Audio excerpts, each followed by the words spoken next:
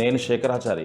నాగర్ కర్నూలు జిల్లా ప్రధాన వార్తలు చూసినట్టయితే నిన్న మంత్రుల బృందం ప్రాజెక్టుల పరిశీలనలో భాగంగా క్షేత్రస్థాయిలో పరిశీలిస్తామని చెప్పేసి ఉమ్మడి మహబూబ్నగర్ జిల్లాకు వచ్చారు. అందులో భాగంగా నాగర్ కర్నూలు జిల్లా ఉన్నటువంటి నార్లాపూర్ ప్రాజెక్టును పరిశీలిస్తామని చెప్పేసి నార్లాపూర్లో ఉన్నటువంటి కేవలం ఒక రిజర్వాయర్ మాత్రమే పరిశీలించారు. అండర్ టెన్నెల్ కానీ పంప్ హౌజులు కానీ పరిశీలించలేదు.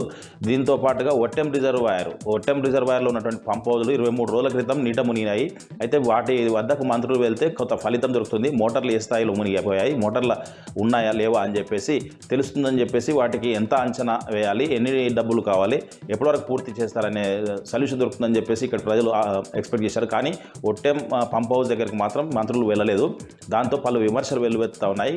కేవలం కలెక్టరేట్లో పేరిట రివ్యూ నిర్వహించి ఉమ్మడి మహబూబ్నగర్ జిల్లాలో ఉన్నటువంటి ఎమ్మెల్యేలకు కూడా ఆదేశాలు 1-2 నిమిషాలు మాత్రమే మాట్లాడాలి, హెలికాప్టర్ టైం అవుతుంది, తొందరగా వెళ్ళిపోవాలని చెప్పేసి వాళ్ళు హుటాహుటిన ఆ సమీక్షను కూడా ముగించుకొని వెళ్ళినటువంటి పరిస్థితి కనిపించింది. దీంతో పలువురు బీఆర్ఎస్ నేతలతో పాటు ఇక్కడ స్థానికంగా ఉండేటువంటి ప్రజలంతా కూడా మంత్రుల పర్యటన పైన పలు విమర్శలు చేస్తున్న పరిస్థితి కనిపిస్తూ ఉంది.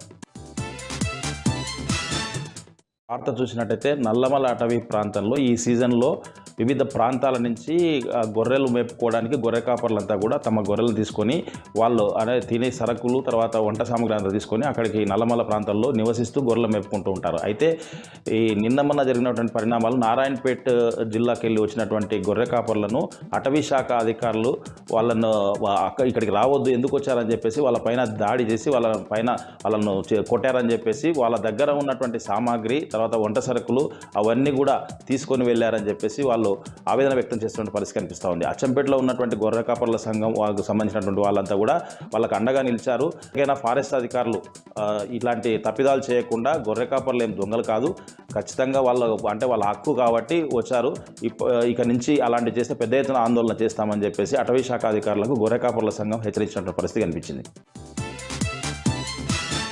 మరొక వార్త చూసినట్టయితే నాగర్ కర్నూలు జిల్లా వ్యాప్తంగా కూడా వీరనారి చాకలి ఐలమ్మ జయంతి ఉత్సవాలు ఘనంగా నిర్వహించారు. నాగర్ కర్నూలు, కొల్లాపూర్, అచ్చంపేట, కల్వకుర్తి నియోజకవర్గాల్లో ఆమెకు ఘనంగా జయంతి ఉత్సవాల్లో భాగంగా పూలమాలలు వేసి నివాళులర్పించిన పరిస్థితి.